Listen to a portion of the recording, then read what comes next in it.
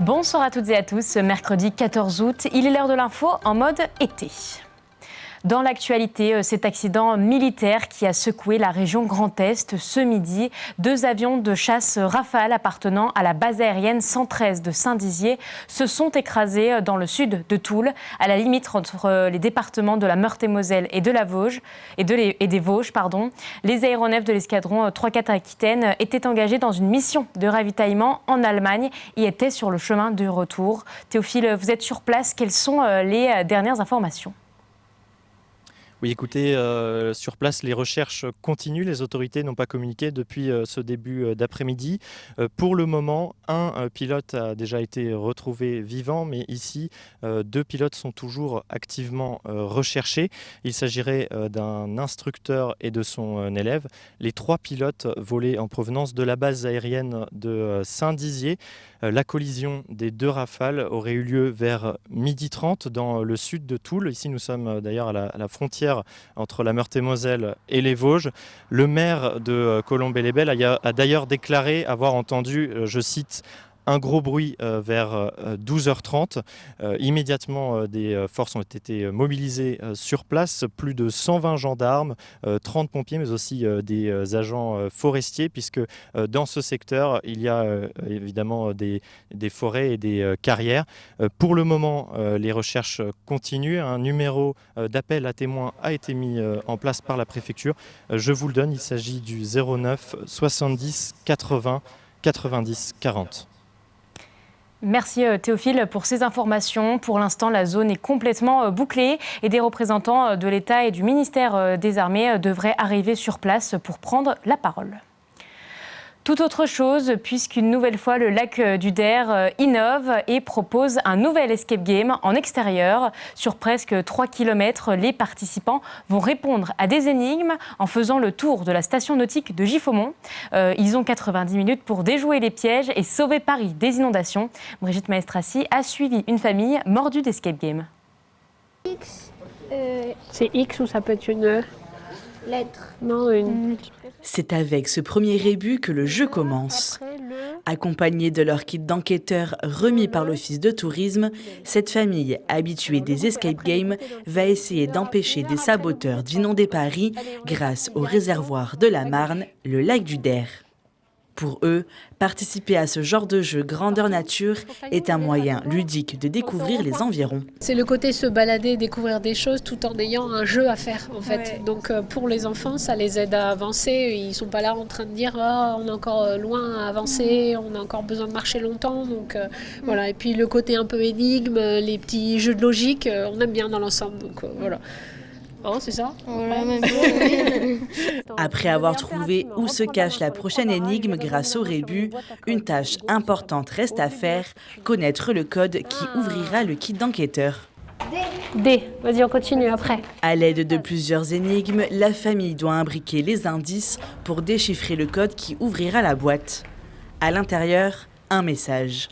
Laissé par l'un des saboteurs, il indique le prochain endroit où nos enquêteurs doivent se rendre. Le plan que vous m'aviez indiqué qu'à partir du tunnel, il fallait observer les poutres le long de la route qui traverse la forêt. Avec ce message, ils partent à la recherche d'un autre code qui leur permettra d'ouvrir un des barrages pour éviter le débordement du lac du Der et donc l'inondation de Paris. Il y a 2 ans, l'Office de tourisme du lac du Der lançait son escape game outdoor La Dame du Lac. Plus de 300 équipes ont participé à cette première enquête. C'est donc tout naturellement que l'expérience a été réitérée. Le but de ce deuxième escape game, c'était déjà de donner envie aux gens de revenir et de tester de nouveaux jeux pour ceux qui avaient apprécié la première édition, mais également aussi de mettre en avant un petit peu le patrimoine de la station nautique, l'attractivité du territoire et aussi de répondre à une demande qui est aussi très forte concernant les escape games. Après presque 1 heure de jeu et 2,7 km parcourus, un premier bilan s'impose. C'est intéressant aussi pour les personnes qui ne connaissent pas le lac du Der de découvrir la marina et tout ça. C'est intéressant, je pense. Les différents lieux autour du lac, effectivement, les jeux, la plage, les lieux d'hébergement, donc c'est vraiment assez sympa. Les apprentis enquêteurs auront mis 90 minutes pour sauver Paris de la crue. Depuis le début du mois d'août, plus de 35 groupes ont déjà tenté cet escape game en pleine nature. Cette deuxième édition connaît un meilleur démarrage que la première, qui avait débuté en avril 2022. En mai dernier, de nombreux locaux avaient pu profiter d'un ciel rose et vert. Hier soir, c'était de nouveau le cas dans la Marne. Regardez cette photo d'aurore boréale. Comme vous le voyez, les photographes n'ont pas manqué ce spectacle céleste et ont partagé leurs plus beaux clichés sur les réseaux sociaux. Comme chaque soir, redécouvrons un de nos reportages, Sans relâche, nos jours meilleurs ou Si fort. Voici quelques titres de l'album de Lison Delage. Tout juste âgée de 17 ans, la jeune artiste originaire de Chaumont a bénéficié du soutien de la région Grand Est pour son premier album. Loïs Large l'avait rencontré en février. Pour toi, je l'ouvrirai, même si tu le sais, je l'aimais. Guitare à la main, Lison Delage chante « Prendre le large », l'une des 11 chansons qui composent son premier album, Divague, paru au mois de septembre. La jeune Chaumontaise y évoque surtout son rapport à la jeunesse et aux émotions. Ce que je voulais, c'est une écriture très sincère, transparente un peu sur toutes les émotions aussi de ces âges-là, parce que je suis jeune, donc voilà, c'est un peu tout ça. Il y a aussi une chanson sur l'environnement, un peu les questions actuelles, donc voilà, mais c'est plus des chansons d'amour, en général, quoi. Depuis son plus jeune âge, Lison a baigné dans la musique avec les ateliers d'éveil musical de la Maison des Jeunes et de la Culture de Chaumont. À la maison, elle suit les traces de son grand frère, Quentin, qui a notamment participé à l'album en tant que guitariste aux côtés de plusieurs autres musiciens. Les 11 chansons, je les ai composées toute seule. Et après, j'ai rencontré tous les musiciens et donc on a fait un truc un peu plus pop, un peu plus dynamique. Mais à la base, toutes les chansons, elles sont écrites avec ma guitare ou mon piano. Parmi les 6 musiciens présents sur l'album, on retrouve notamment Sébastien, un ami de son frère, à la batterie.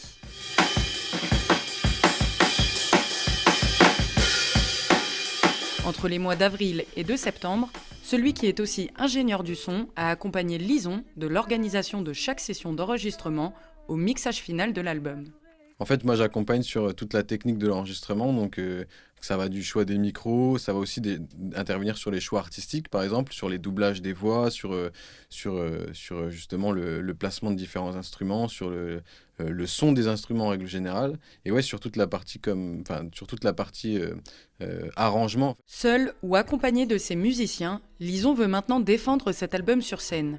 Le groupe s'est d'ailleurs inscrit pour participer au tremplin du Festival du Chien à Plumes, qui se tiendra les 2, 3 et 4 août prochains à Villejusien-le-Lac. Prendre le large, prendre des risques, je sais la peur. C'est la fin de votre édition. On se quitte sur ces images du château de Vignery en Haute-Marne. Depuis de nombreuses années, l'association Histoire et Patrimoine tente de le reconstruire pierre par pierre. Plusieurs bénévoles travaillent toute l'année sur ce projet. Nous vous proposerons dans un prochain reportage une visite guidée de ce chantier. Merci de nous avoir suivis. Tout de suite, la météo et la météo des plages. L'information continue sur Puissance Télévisions. Nous vous tiendrons bien sûr au courant pour ce crash de rafale. Bonne soirée.